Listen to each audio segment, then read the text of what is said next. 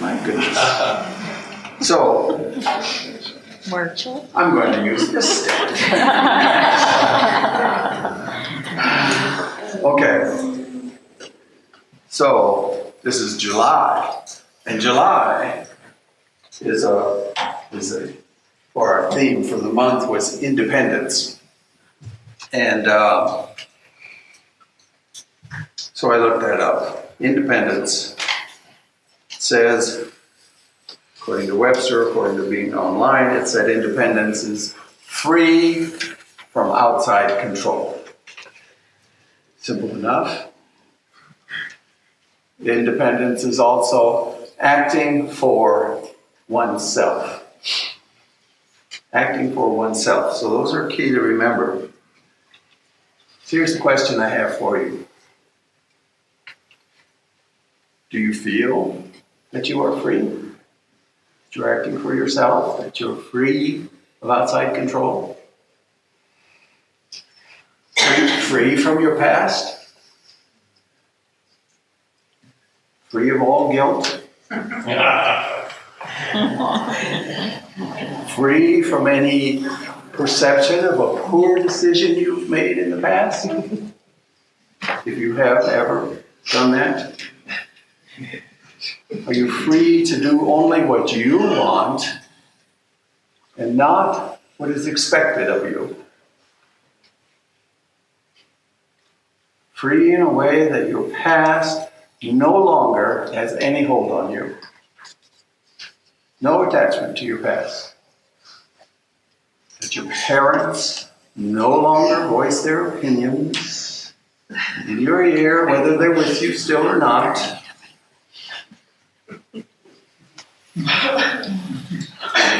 Maybe they're in your head still. Maybe they're just in a memory or a thought or a belief system or a habit. Now they're actually maybe there to help you make the right decisions for you and your life, whether you ask for it or not. See, there's that peer pressure, the job pressure, the family dynamics. So they no longer upset you or cause you to react in a way in life. It's all true for you, all these things. So you are truly independent in all these ways. Every minute of every day, you're acting for yourself. And only for yourself, not for anyone else. For your own highest and best good. True? Look at all those hands shoot up. You are not alone. So that's the thing. So we do everything without considering it, how it affects our lives. And you are completely independent. And I would probably venture to say that there isn't anyone who is completely independent. Without any of those attachments, without any of those control issues. Not the Dalai Lama, not the minister of the Satya Center. Certainly not me. Truth is, we are all compilations. We're compiled up of all of these things in our past. We have habits, we have belief systems, we have memories, we have egos. And all of those things help us decide what we are to do in almost any situation. It's not a good thing or a bad thing.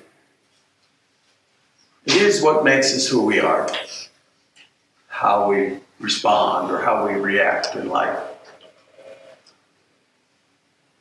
We are individual expressions of the One, of the divine presence, of God.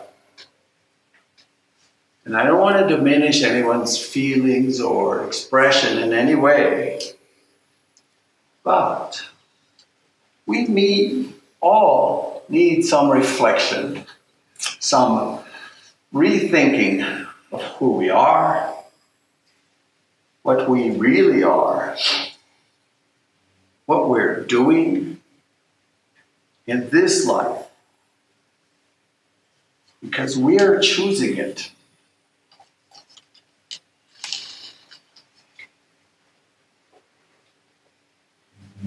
Are we thinking and acting in a way that we consciously choose for ourselves all the time? Are we expressing exactly what we are? Or are we expressing what we think others want to see? Are we doing what we think others will they'll love us more if we do that? And you do that for other reasons. You do it to get their love, to get their approval, to get their acceptance. So you're doing it for other reasons that it may not be yours. Now, I've been reading in the Science of Mind magazine this article called Endeavor to be Impeccable by Mitch Horowitz. And it greatly affected my talk today and what I was exactly going to say. Because too often I felt, too often in life, we just go along without calling ourselves out. All of us, ministers too, this philosophy, this teaching of Science of Mind says we have choice. We have control in our lives. That when we change our thinking, we change our lives. We heal, we prosper, we grow, we love, all depending on what we believe. What we truly, deep in our hearts, believe. Sometimes that's not always evident. Sometimes you don't always know what that is. Because we're reacting to life. We don't look deep enough inside to know what that is. See, it's our heart, not our intellect. That's where the answers are. Are we afraid to stand out, to be different? Are we afraid to make changes? Are we afraid to be who we really are? Are we playing it too safe? What Mitch said in his article, and he had a wonderful way of putting this, I thought it was fantastic. He said, now we can focus on rearranging our sock drawers.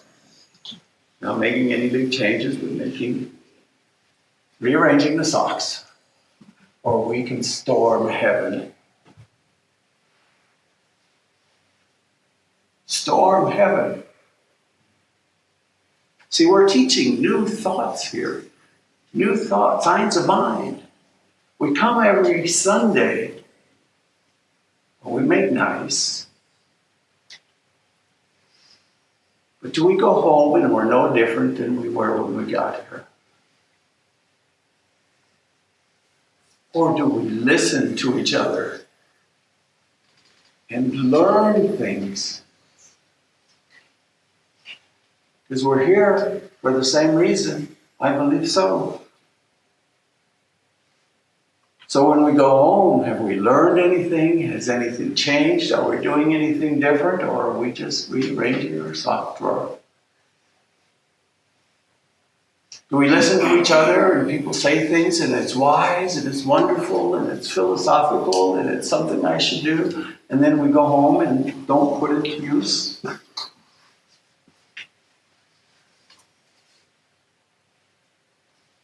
You come here every Sunday, I come here every Sunday, and we listen to Reverend Allie every week speaking of divinity and the Spirit in each of us, giving us ways to make a difference in our lives. And then we go home and do we do it? Do we make a difference in our lives? Do we nod our heads? Yes, I like that. I believe that. I can heal through prayer. I know I can. I do. That I can forgive and move on in my life. I can do that. I know I can forgive and move on. I can. That I'm at choice. I really am. I know that. I believe that. I am at choice. That I created this experience, this life. And if I don't like it, I can change it. It's up to me. And then do you do it? Responsibility is a big, scary word. Do you accept that you are responsible for your own life experiences? Do you go home then and actually pray more, treat more after you leave here all week long until you come back next Sunday to get more, to learn more? And not just know that it's a good idea to forgive, to actually forgive someone that has hurt you, but then to go and actually forgive. Let me tell you a little secret about forgiving. It's usually not for them. It's for you. It's transformational for your life.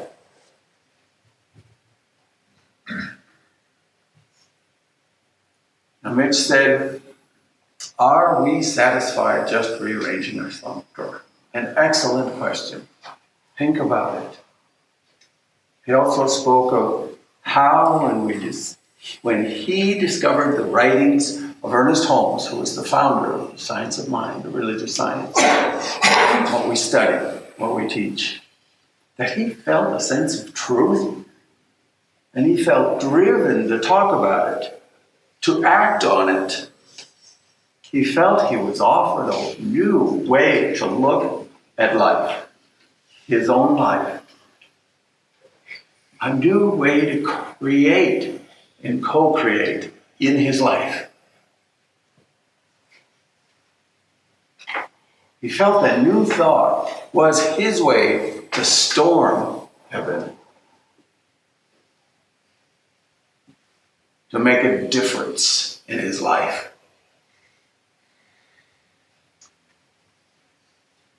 It was a challenge to bring forth. There is a greatness within each of us. And he said we may not fully understand it all. So I thought, so here's my challenge to you, to me, to all of us. If you want the out picturing of your life to be different than what it is, then you must challenge yourself to be different. It's not going to come from outside somewhere and fix it or change it. It's up to you. You must storm the gates of your own mind and let it be known that you are not satisfied. That you are not getting what you want. You're not going to take it anymore.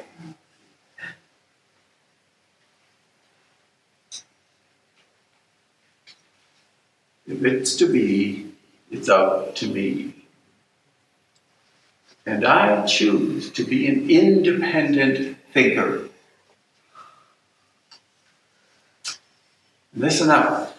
Being an independent thinker, I want you to realize that in any relationship that you're in, whether it's business or social or personal, any relationship that you're in, there's at least 6 people in it with you.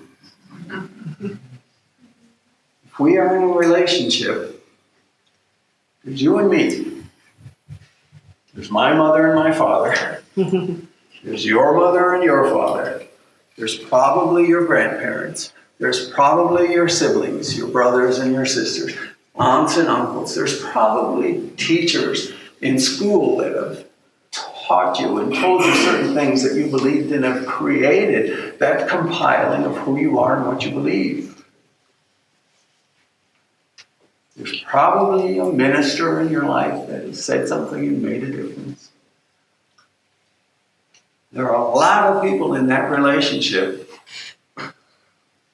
and they're all talking in your ear. They're all telling you what works, what doesn't work, what you should do, where you should go, what you should be, how you should act, how you should think. It's not just you, it's all that other stuff that has made an impact on your life.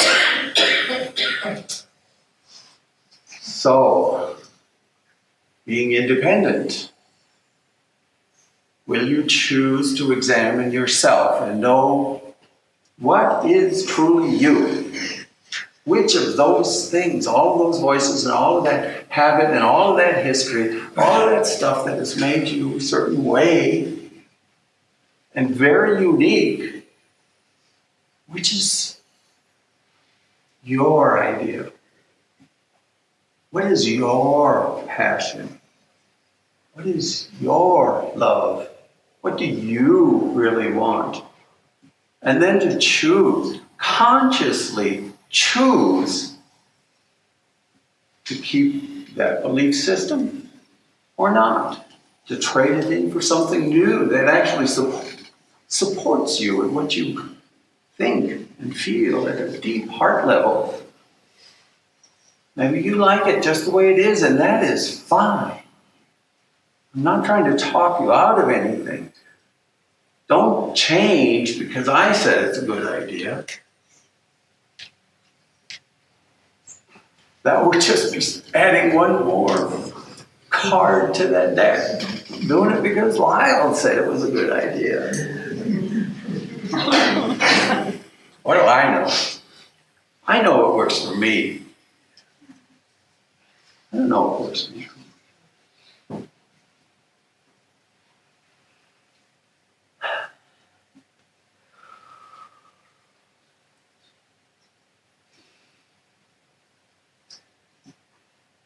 Don't be acting on what others want or what you believe others want or what others need or what they think you need. Act on yourself, not to please them, but to be more of who you are. We go into that meditation and we do affirmations and we do the class what we're doing, we do all that stuff, and we're trying to find out what really matters to us. Try and clear out that other stuff. So being independent is up to you. You know, when you were 5 years old and something hurt you and you decided, I'm never going to do that again. Whatever it was. Can you see that that could be very limiting in your life? You just cut that possibility out completely. And it's an automatic, subconscious decision. So you may not even know you're doing it. When you do it, when you react to something because of something that happened in the past, and you've made that decision, I'm never going to let that happen again. I'm never going to do that. I'm never going to give my toys away because I don't get them back. So you hold on always, and you don't know why.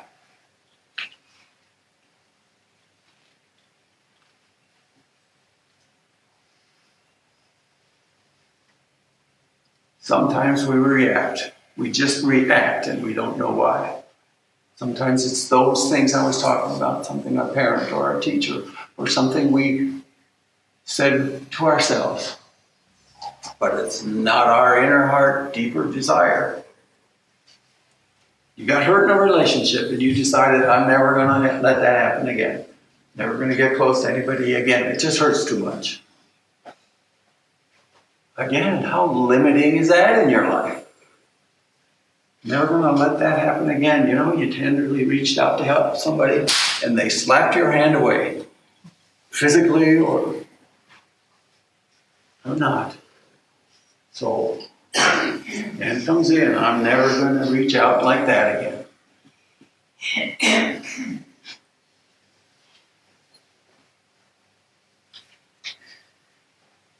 So remember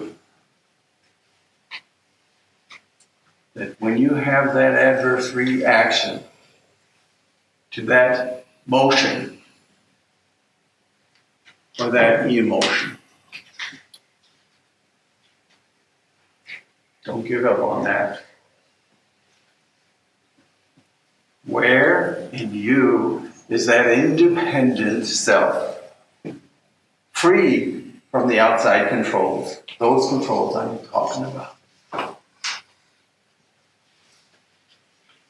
There was a writing in a blog from some friends that we have. They're Feldenkrais teachers and practitioners, and they send out things to my wife and I. And this was one of them. The whole teaching, it said, the path of awakening. The path of awakening and liberation requires that we ask ourselves just this one fundamental question. Do I wish to live this moment with as much attention, care, and affection as possible? Right? Do I wish to live this moment with as much attention, care, and affection as possible? Or am I going to do something else? There is no point in judging the right and the wrong. There is no point in judging whether it's good or bad, your decision. It's just important to know who's making the decision. Who's making the decision? Your mother or you? Your father or you? Who's making the decision? Today in my talk, my message to you isn't intended to be a how-to. I'm not going to tell you now how to do all of that. Today was a day of an awareness. Today's Awareness Day. I can't teach you all of that in 5 minutes. 3.5 minutes. How could I possibly teach you to be self-aware, self-confident, conscious manifestors in your life in the next 5 minutes? I can't. But I can plant the seed. I can plant the seed for you to think about, for you to ponder, for you to make the decision and be an independent thinker for yourself. You can begin your own journey of exploration into who you really are, what you really believe, what you want to be, what belief system you're going to keep and hold on to, and what you're going to let go of because it no longer supports you.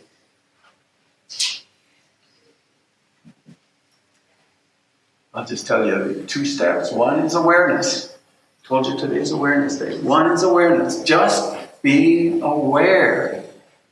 See, you can't change a habit if you don't know you've got one. You have to be aware of something, of what you want. You must actually notice what's going on. Those steps, those repetitions, this always comes up in my life. And always when I do this, I get that. You have to notice it, be aware of it if you're going to change it. So, step 1 is just being aware and noticing. Step 2, then, is to know what you do want. But to what?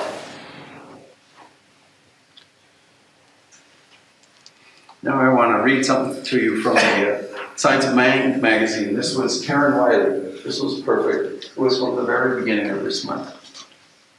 And this is small print, so come out my small print glasses.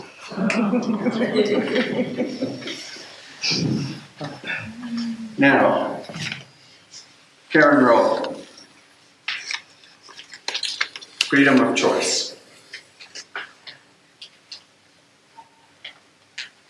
In each and every moment, you are becoming.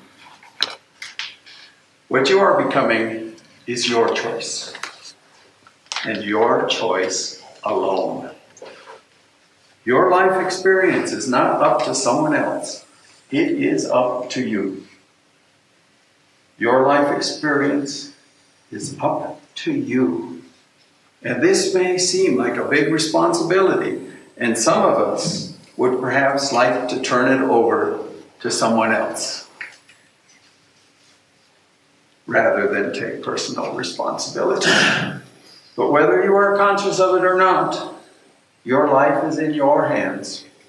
It's time to stop blaming someone else for why your life isn't working. It's time to let go of our self-destructive patterns and wake up to who we truly are. Powerful, creative geniuses. We cannot continue to hide and deny our power and perfection. It is time to step into our greatness in a whole new way. Unafraid to be seen and heard, or to reveal who we truly are. We are a creation of God. How could that not be enough? How can we deny the world the opportunity to meet and savor the wisdom, joy, love, compassion, and peace that is our true essence? The truth is, our life is not determined by our history. It is determined by our choices. Choices that we make each and every moment. We can change everything by simply making a different choice. A choice that promotes love. Are you willing to choose differently? Are you willing to be big for God, for yourself? I am grateful, for I see a new day ahead. A day filled to overflowing with peace, joy, and love on this planet.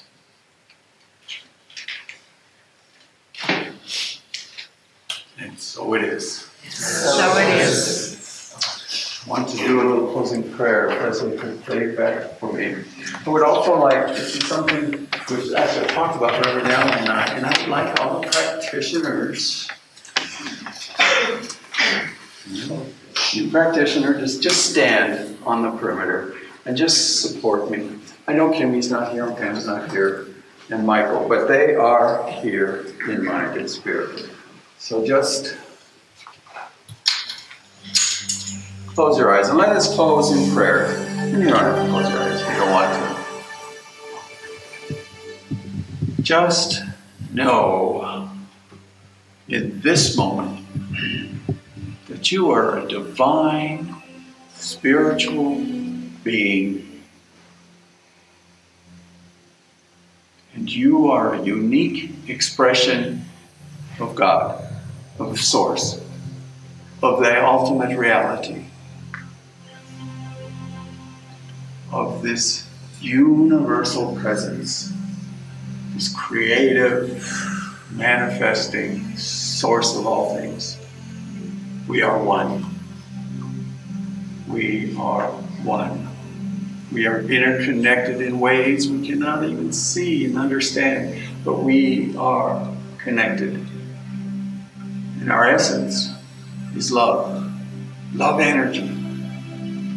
That is the creative force. That is the God that surrounds us. That is the essence of who we are. And know that we, each and every one of us, are enough.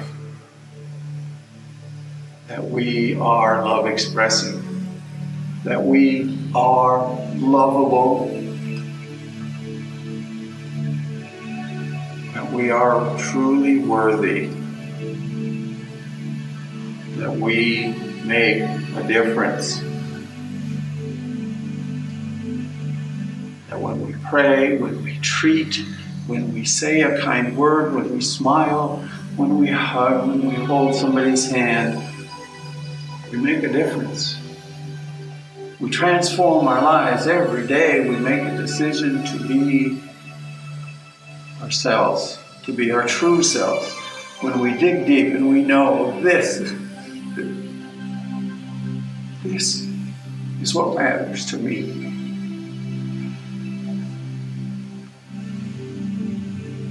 To be that love expressing every moment of every day. And when I forget, I don't beat myself up. I just say, in this moment, this is who I am. This is who I choose to be. This is who I truly am.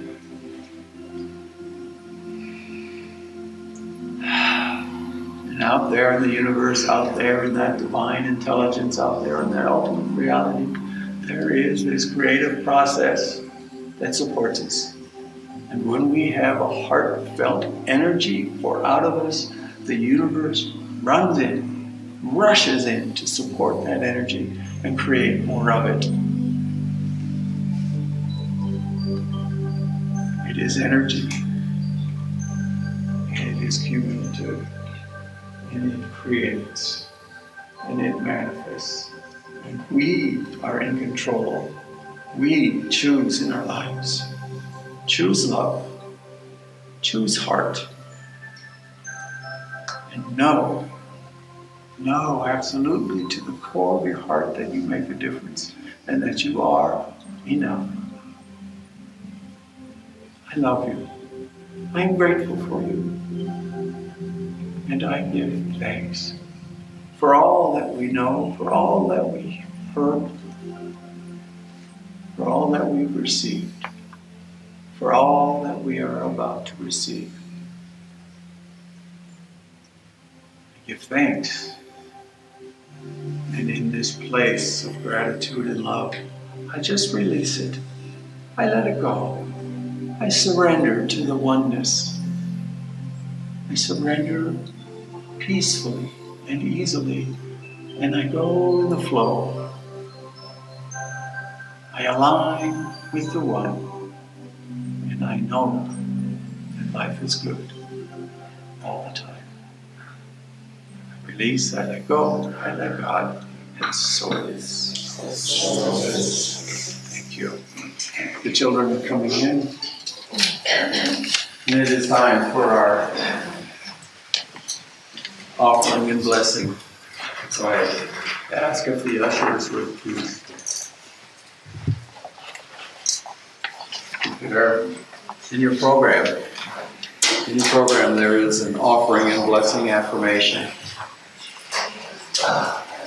And in support of the community, in support of yourselves in this growth, in support of this center, to give with loving and open heart, knowing that it makes a difference and supports your community. So find this affirmation, and I would like us to read it together. Joyfully I give with gratitude, for I know that as I give, I am given. I allow the abundant nature of the universe to flow through me now. I am so blessed.